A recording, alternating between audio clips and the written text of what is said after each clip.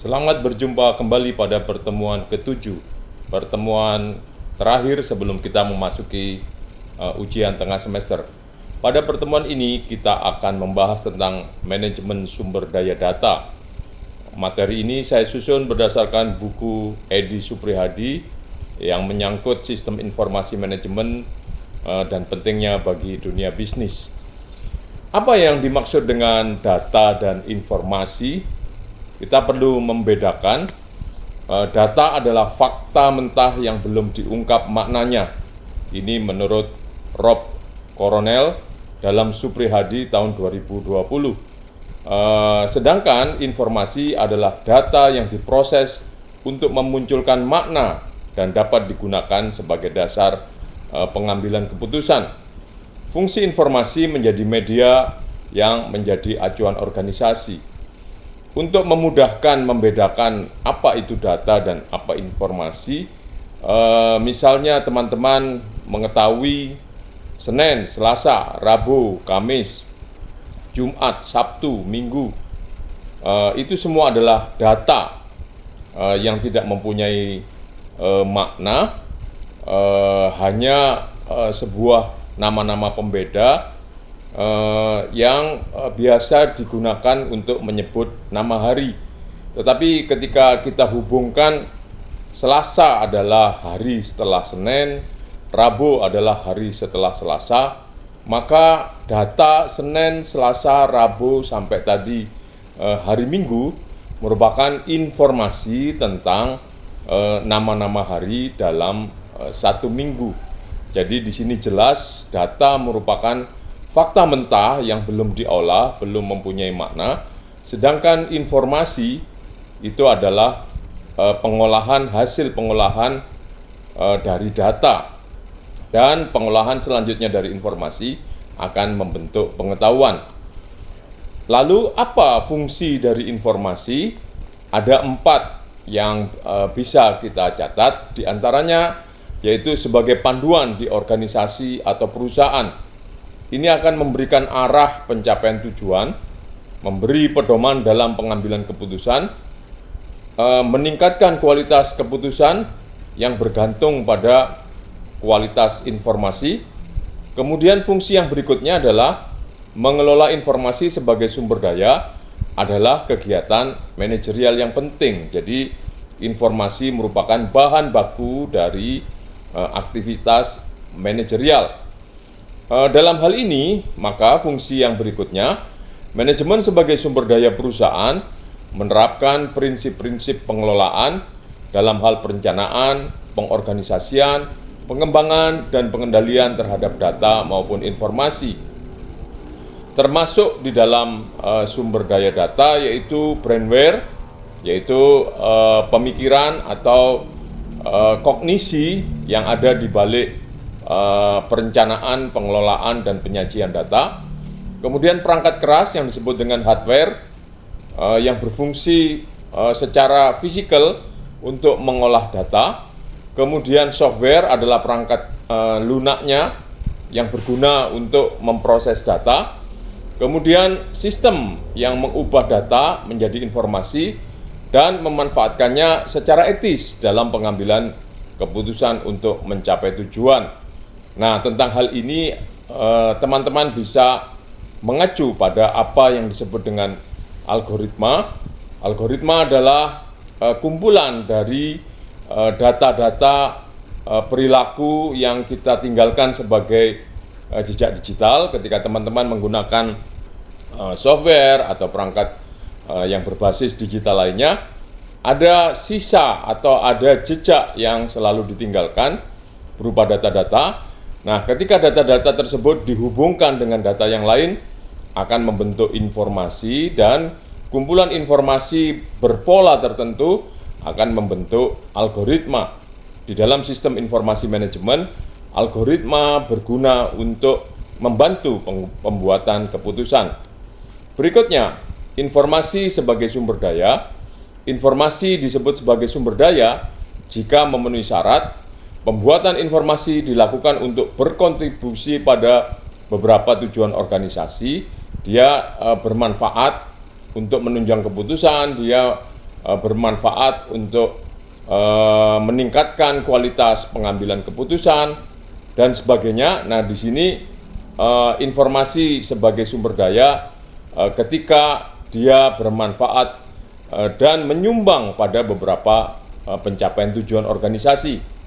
Yang berikutnya, hubungan informasi dengan pencapaian tujuan dapat ditunjukkan dengan jelas kaitannya.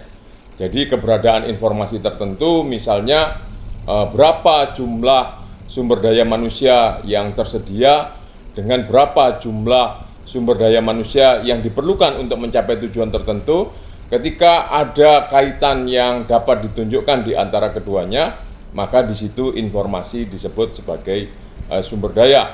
Kemudian menyangkut dua hal di atas, hubungan antar data dan kontribusinya untuk mencapai tujuan itu dapat diuji secara empiris atau dapat diuji dengan perangkat-perangkat yang dapat mengindikasikan adanya keterkaitan antara sumber daya, fungsi informasi dengan tujuan yang hendak dicapai.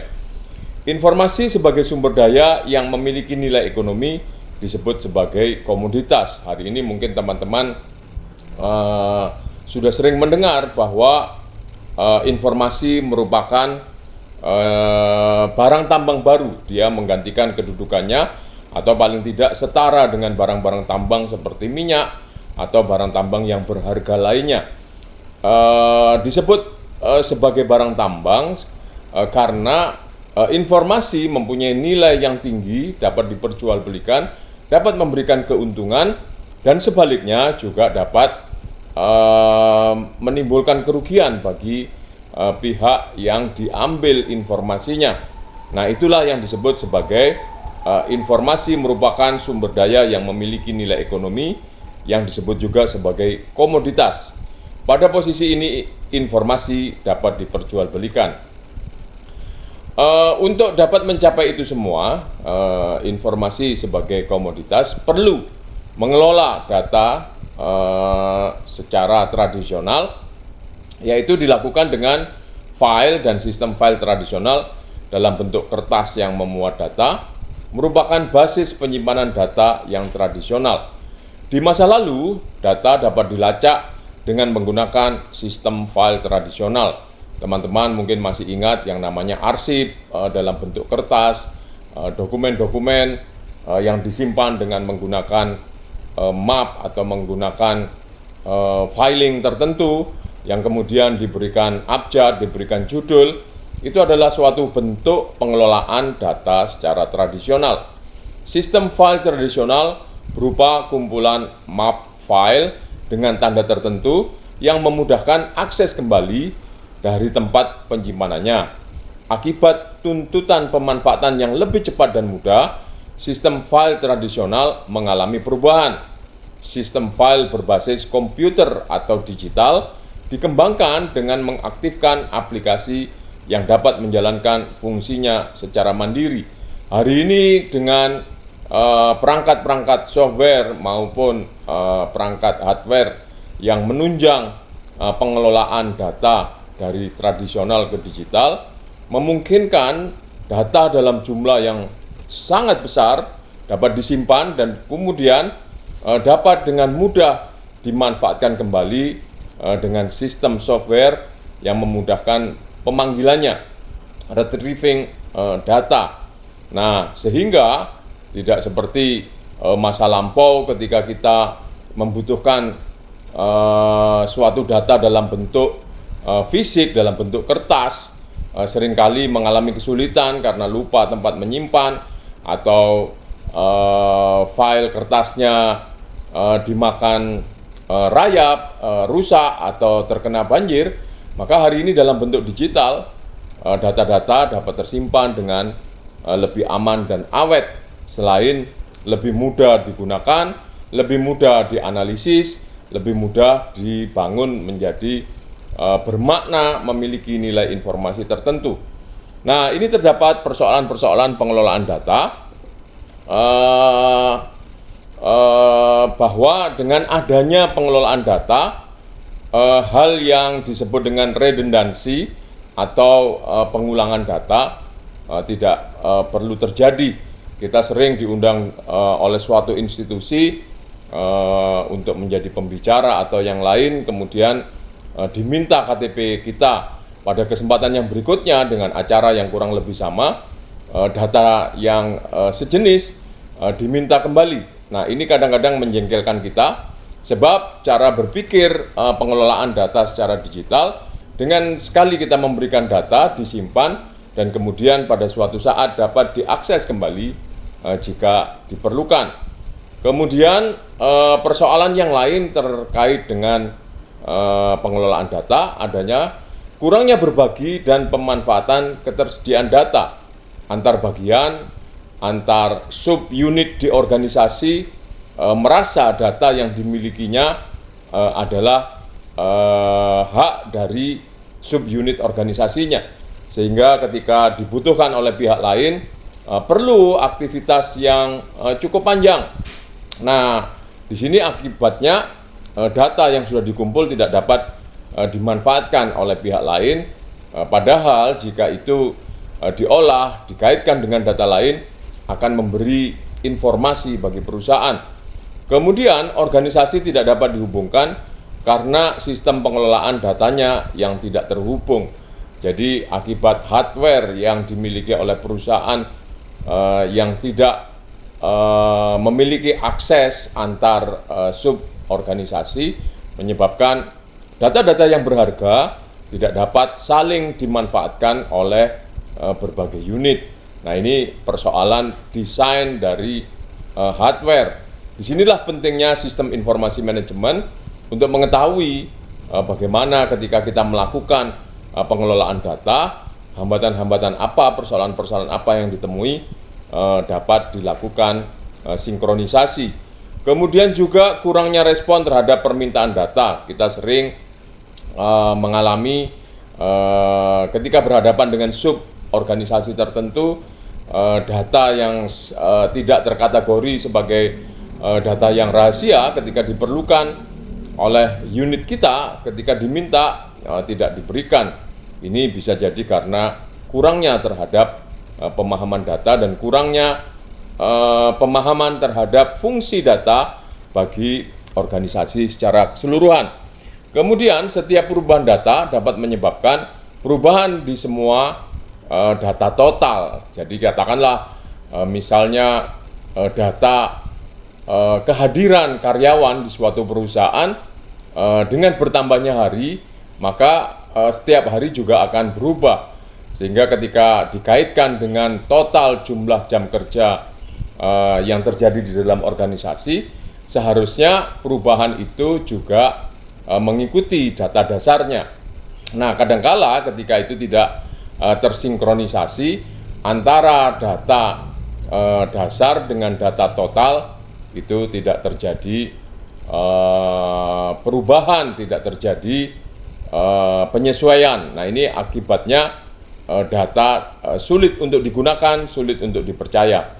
Kemudian persoalan pengelolaan data yang lain adalah kepemilikan data yang tersebar.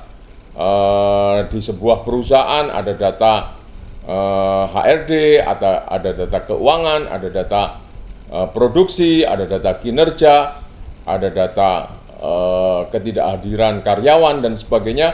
Masing-masing pihak mengumpulkan data dan tidak jelas alurnya, siapa yang mengkomando pengumpulan data, bagaimana pemusatan data dalam hal penyimpanannya, sehingga bagaimana cara pemanfaatannya ketika itu tersebar menyebabkan data menjadi tidak bermanfaat.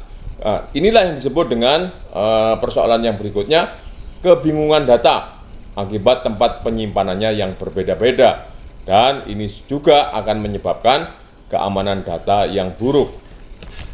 Nah, terkait sumber daya data, kita perlu menggarisbawahi betapa pentingnya data ini.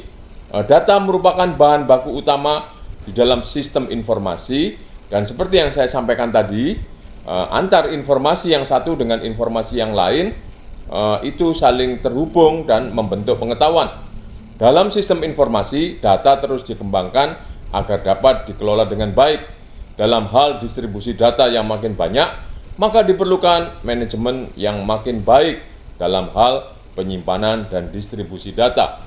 Digitalisasi memungkinkan pengelolaan data dapat dilakukan pada berbagai jenis data, teks, suara, gambar, maupun kombinasinya. Untuk keperluan tersebut, kita perkenalkan dengan yang namanya Database Management System dan urgensinya. Database Management System adalah pengelolaan berupa pengaturan penyimpanan data dalam bentuk tabel-tabel yang terdiri dari baris dan kolom. Baris dan kolom tersebut disebut sebagai records dan field. Database adalah kumpulan data yang terintegrasi. Kumpulan data ini disusun untuk melayani banyak aplikasi secara efisien dengan memusatkan data dan meminimalkan data yang berlebihan. Sistem adalah sekelompok komponen yang independen, tetapi berinteraksi saling terkait untuk mencapai tujuan tertentu. Sistem basis data adalah kumpulan data yang diorganisasi melalui proses konversi terstruktur untuk menghasilkan output yang diperlukan. Aplikasinya berupa organisasi data itu sendiri, perangkat keras tempat penyimpanan data, perangkat lunak yang mengontrol penyimpanan, dan pengambilan data serta penggunaannya.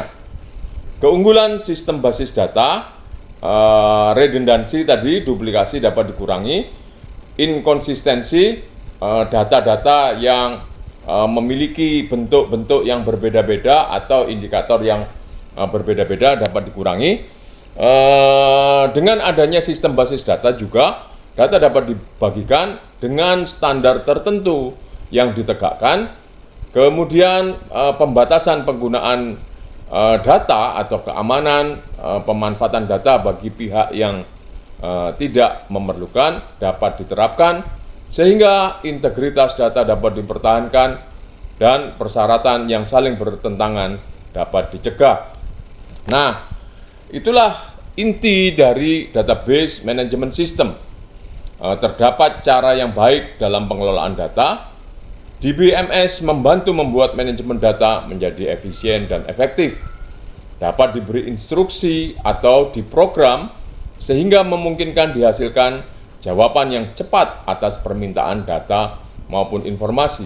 Hari ini ketika kita menikmati pencarian di Google atau perangkat pencarian yang lain, perolehan terhadap apa yang kita cari bisa kurang dari 1 detik dengan jawaban yang begitu beragam. Ini akibat peran dari database management system. Bagaimana data-data yang terpencar dari seluruh dunia, data-data yang memiliki variasi dapat distandarkan.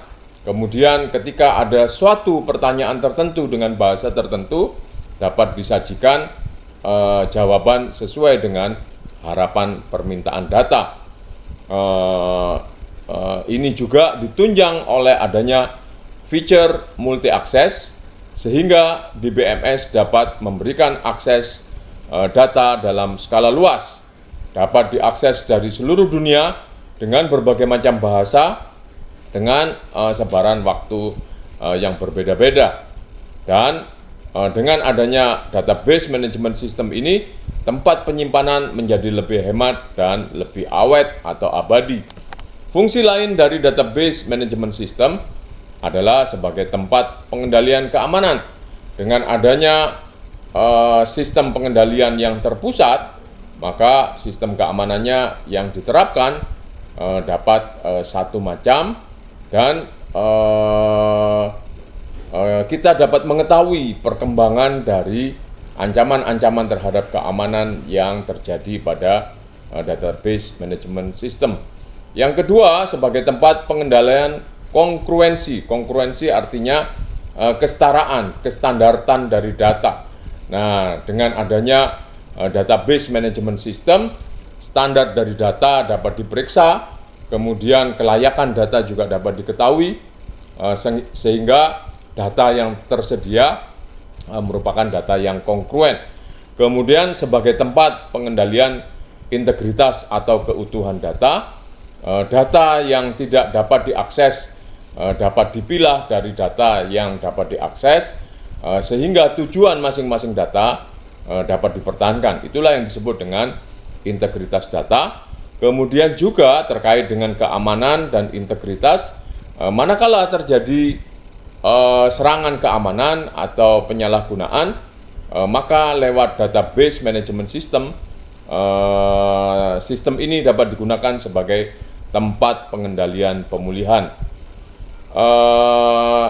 Konsep data yang digunakan yaitu model data, kumpulan konsep yang dapat digunakan untuk menggambarkan struktur database. Dengan model database ini akan dijelaskan jenis data, hubungan, dan kendala yang terjadi pada data. Kemudian yang kedua, model relasional merepresentasikan database sebagai kumpulan atau relasi. Data relasional adalah jenis database yang menyimpan dan menyediakan akses ke titik data yang terkait satu sama lain.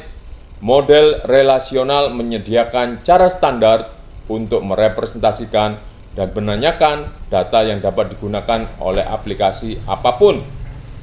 Keuntungan database relasional adalah konsistensi data, komitmen dan otomatisasi, prosedur tersimpan, penguncian dan kongruensi, serta kongruensi itu sendiri. Demikian teman-teman tentang sumber data yang dapat kita sampaikan pada pertemuan kali ini. Saya berharap materi ini dapat bermanfaat bagi teman-teman semua. Terima kasih, sampai jumpa.